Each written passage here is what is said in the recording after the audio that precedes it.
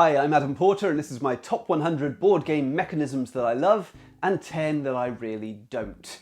And over this list so far we've covered 50 mechanisms already, so we're now at the top 50 board game mechanisms. So as I've said in previous videos, here we're lifting the box lid, we're opening those rule books and we're looking at how these games work. What are the things that create those fun experiences that we all love? And what can you do as a designer to how can you piece these different mechanisms together to create something unique? We've got 100 mechanisms here, okay? That's billions of possible combinations that we could make there. Billions and billions. That's why we can create so many unique, fantastic experiences. So number 50 is a real staple of the modern board game genre. In fact, probably going back through, I can't even say this is modern, this is something that features in ancient games, and that's hand management. So hand management is where you've got your hand of cards and you've got to kind of work out what you want in that hand of cards, when to play cards, when to hold on to cards, and so on. Sounds simple, doesn't it? But actually there are really ingenious ways of utilizing this mechanism. For example, in Bonanza, what a great mechanism, a utilization of hand management system. So in Bonanza, your cards are ordered. You must never change the order of your cards because when you play a card, it must always be the card at the top of your sort of pile of cards. That's the card you're going to have to play, and they're going to have to go in order. So in that game, you end up trading cards with other players to get rid of the cards that you don't want, because ultimately at some point they're going to be at the top of your pile of cards in your hand and you're going to have to play it. So let's get rid of it before that happens and try and get the cards that we do want to the top of the pile in our hands, and we do that by negotiating with the other players and trading freely. So that's quite a unique twist on card play. But perhaps a more traditional game would be something like Lost Cities by Reiner Knizia, where we're playing cards into columns. They've got to go in numerical order, but you want to get as many cards as you can in that numerical order, following a number sequence in order to maximize your scoring. But if you want to get rid of a card, it's no use to you, you put it in the center of the table where it becomes available for the other player. So there's a lot of hanging on to cards that happens in Lost City, so maybe I don't want them, but I know my opponent needs it, so I better hang on to it. But what that means is that my hand is now clogged up with cards that I don't really need.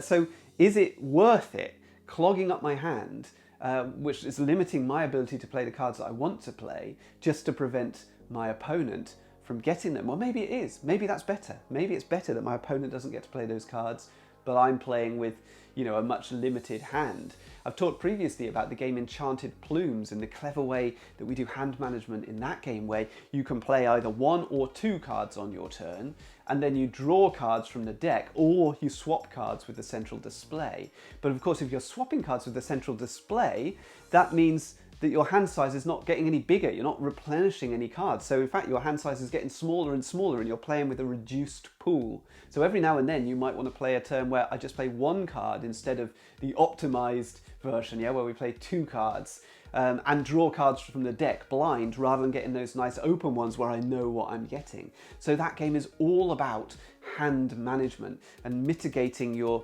sort of risk, and working out when you can play with that paired back hand where you've just got a couple of cards, 2 or 3 cards, and when you want to actually breathe out and relax a little bit and let your hand replenish, and okay, I'm not getting as much stuff down on the table, but now I've got more to choose from. So hand management is a really satisfying part of many, many card games.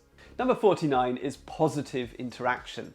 So I've talked in a previous list about Take That, which is negative interaction, where I directly attack you. I've talked just in that hand management section there about the fact that I might hold on to cards just to punish somebody else. So that's negative interaction. But there are also games out there which use positive interaction, where when I take an action, everybody else benefits from it.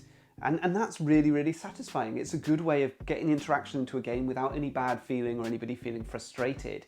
We talked previously about the follow mechanism, where when I take that build action, everybody gets to build. Okay, I get a better version of it, but everybody is benefiting from that action that I've taken. In the game Abyss, when I reveal cards, Other players get a chance to buy that card before I do, but in order to do so, they have to give me stuff. They have to give me pearls, which are going to be really beneficial later in the game. So I really like positive interaction in games. You don't see it all that much. I think it's a mechanism that could be employed more, and I think there's a lot to explore there as a designer. Number 48 is interpretation. So what I'm talking about there is games like Dixit and Mysterium, where we have an image, an abstract image, maybe some, well, abstract's the wrong word, isn't it? A surreal image, where it's not quite clear what's going on or why it's happening or what the story is behind that card, and we've got to interpret it in some way. So in Dixit, you give it a title, and then everybody has to guess which card is the one that you gave that title to from a selection that's laid out. In Mysterium, there's a ghost player, and they're revealing these cards without talking about it. They can't speak, so they just show you cards, and you've got to interpret what they're trying to say with that card. They're trying to guide you towards a murderer and a location and a weapon, and the card, the pictures though, they're so surreal. You're looking at it and you're thinking, well, are they showing me that because those things in that picture are pointy? Does that mean that it was the dagger that was used, or are they showing me that because it's got lots of the colour red on it, which links to this particular character who's got a lot of red on them? Or what is it that they're trying to tell us? And so that idea of interpreting things it's a nice change of pace from the sort of strategic thinking, you know, sort of in previous lists I've talked about number sequences, for example. Games can get quite mathematical. So using that other part of your brain, that creative part of your brain where you have to interpret things, it can turn some players off, of course. Some players aren't strong at this stuff. Some really strategic players might not be great at the more creative side of things, just as some of the more creative players might not be great strategic players. And so it's not necessarily for everybody, but if you play with the right people who enjoy this sort of stuff, it can be a really rewarding, warm experience. Sitting around and interpreting pictures and discussing what they mean can be really satisfying, can be really funny. Number 47 is another staple of the genre and doesn't really need much explanation. It's set collection. So there's lots of different ways we can make sets. If you look at simple, you know, poker hands, for example, you've got 3 of a kind, a pair, 4 of a kind, but then you've got a straight, or a run of cards, you know, or a flush where all the cards are of the same colour, or a full house where you've got 3 of one and 2 of another. All different types of sets. I've talked previously about spelling games where we're putting together letters to make words. Essentially, we're forming a set of letters that create a word. So all sorts of different ways that you might make sets in games. A really good example of this is Sushi Go. Sushi Go has lots and lots of different examples of sets, particularly if you get stuck into that Sushi Go Party edition. So many different versions of set collection. And in fact, Phil Walker Harding, he was the designer of Sushi Go. Most of his games have massive amounts of set collection in all sorts of different ways and formats going on in them. So for example, it might be that, you know, your first card scores you 0 or even negative points, but if you have 2 of that cards, you're getting 5 points or 7 points. You know, 3 of that cards, you're getting an amazing score. Or it may be that you need 3 before you get into positive points, but 2 or 1 is bad. You know, or it may be that each individual card, the first card that you get is 1 point, the next one is 3, the next one is 6, the next one is 10, the next one's 15, that sort of pyramid scoring. So set collection works in all sorts of different fun ways, and if you want to look into different versions of set collection and different options available to you, then Phil Walker Harding's sort of canon of games, that's your starting point. That's where you're going to find all the different versions of set collection that you can get out there. I think he's probably explored all of them by this point. Number 46 is spatial roll and write games. So that might be connecting up different parts of your grid as an avenue, trying to connect the castle to different grapes with lines, or it might be filling up a grid with polyominoes, so Tetris style pieces, drawing them onto a grid in order to fill up that grid, or to surround the mountains, or to surround monsters. It really satisfies the organising part of my brain. I find it satisfying to fill out a grid. It really does feel like you're drawing a map or you're planning something. I remember as a kid, I found, maybe this is odd, I found nothing more exciting than drawing a map of my bedroom. I used to draw the map, and then I would cut out pieces, shapes of the different sort of bits of furniture, and I'd rearrange it all. I loved organising it. I'd spend days doing this stuff and shifting my bedroom around. My parents must have hated it. but that idea of drawing stuff and lining it up and going, well, this could go here and this could go here, and planning. Recently I've been planning, what could I do with my garden? If I got somebody round to reshape the garden, move the patio over there, maybe the shed could go over there, we could put up a fence here. It really fires off something in my brain. It's just something I want to be doing, sort of planning stuff out on paper and laying it all out. And that's what these roll and write games achieve for me. Number 45 is social deduction. So this is where we have a bunch of players and they're usually split into different teams. Often it's 2 teams. So you've got the goodies and the baddies, right? Or well, whatever the teams could be.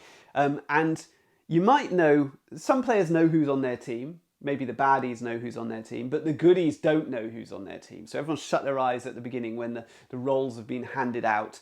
And throughout the game, you're trying to work out who's on your side and who isn't. Who's trying to betray you? Who are the traitors in this group? Who's sabotaging those missions that we're going on? The Resistance Avalon was the game that I played the most in this genre. I played that an absolute ton when it first came out. A lot of really, really great gaming experiences playing that, but I haven't played it for many years. One of the things that's quite challenging about social deduction games is that they can get quite loud, they can get quite aggressive. And I don't mean aggressive in terms of we're all punching each other, but there's lots of accusations going around the table, and blame and deceit and trying to sort of mislead each other. And that's great if you're with a group of close friends who really get on and don't mind that stuff and aren't going to find it uncomfortable, but I have known people who do find it uncomfortable, and I've also played with people who make me feel uncomfortable just because I'm not that close to them and I feel they're getting a little bit too into it, and so they've got to be played with the right group. But when you do play it with the right group, you can really fire off each other and you can really spark up some excitement. It can create some lovely moments. A really good game in this genre, probably my favourite, is Deception Murder in Hong Kong, which brings in a little bit of mysterium that we've talked about previously, a little bit of interpretation. So there's one player who can't speak, but they're giving clues to the rest of the group, and those clues are who was the murderer, and someone around the table was the murderer. And so everyone's throwing accusations around, trying to interpret this player's clues. The murderer themselves is trying to mislead everybody and say, well, it was definitely that person because of this, this, this, and this, and trying to deflect any attention from themselves. It's a really satisfying system. Number 44 is permanent abilities. Now, I've talked previously about the fact that I quite like single-use abilities. I quite like the streamlined thing of having an ability that I can use and then it's gone and I can forget about it. I don't have to keep track of all sorts of things. But having permanent abilities can be really satisfying too. Yes, I've got to remember what I'm able to do, but if I've got some great power and then another great power added on top of it, and maybe they combo, it just allows me to build up an engine and get better and better throughout the game. And it's nice when you start to see players who all started out the same at the start of the game, and they start to diverge throughout the game in terms of the sort of things they're able to do on their turns because they've got different cards in front of them. So this is something that would feature in a game like Abyss. Abyss is one of my very favourite games.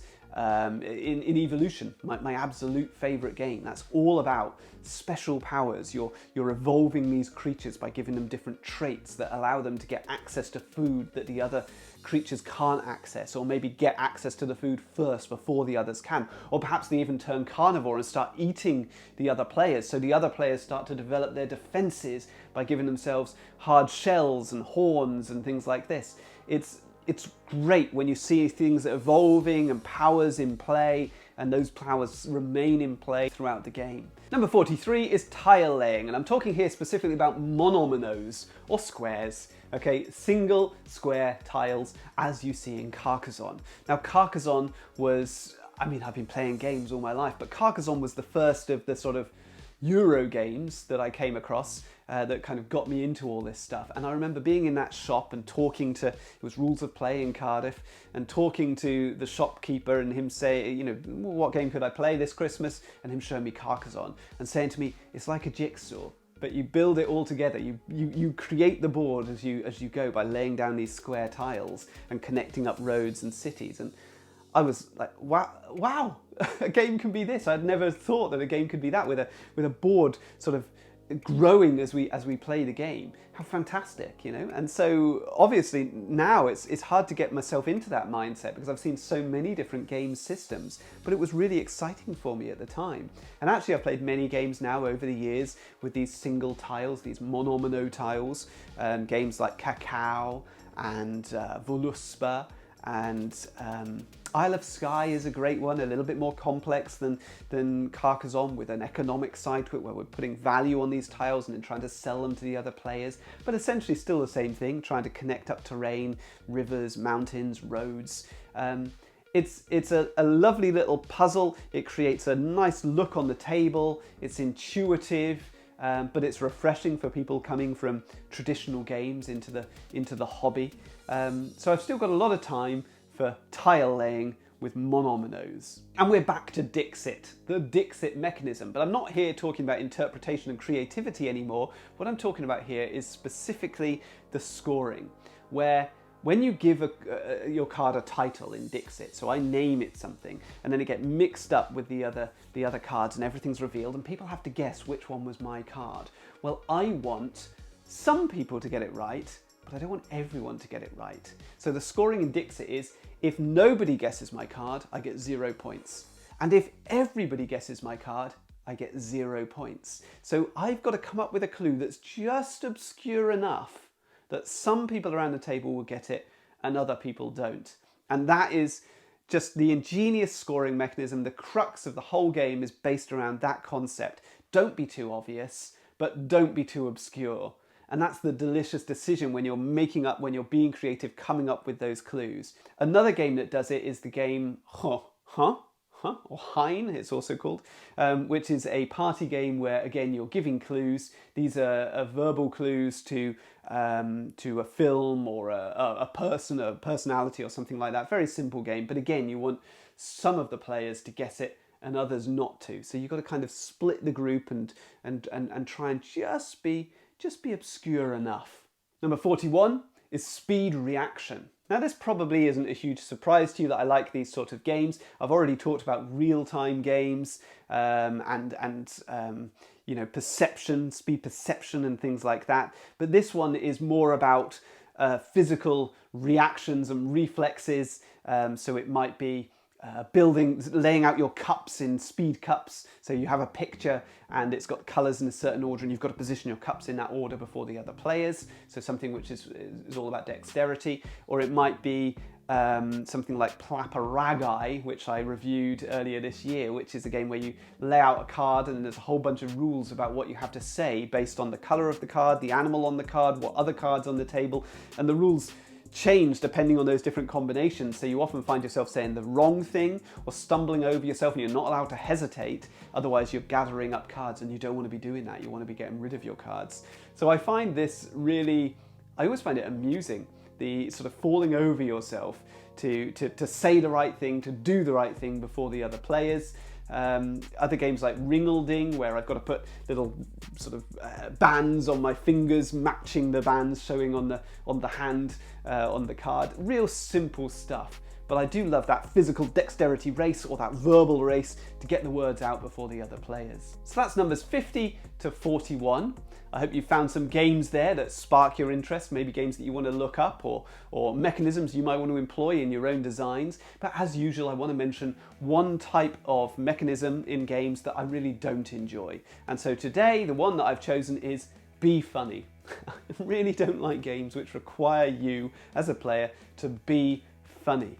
So this is games like Snake Oil or Fun Employed, or anything which requires me to take a couple of cards or a card and then twist it and make it amusing, and then be judged by the other players, and the players choose which of us around the table is the funniest and allocate that person some points. Oh, I find that really annoying. I find it annoying because sometimes I might be funnier than some of the other players, and then I feel awkward and bad when they're not very funny, and then people start giving them sort of sympathy votes,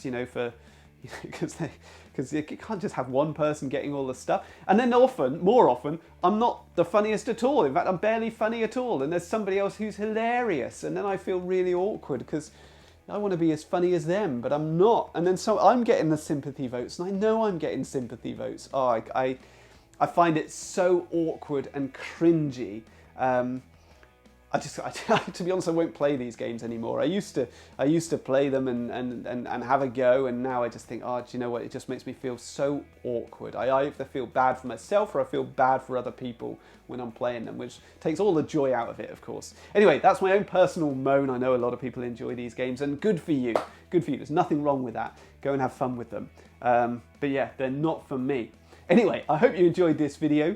If you did, please watch some of my others, and please continue to come back for the other installments in this. We've still got some way to go, and I'll be releasing videos every 2 or 3 days for this particular list.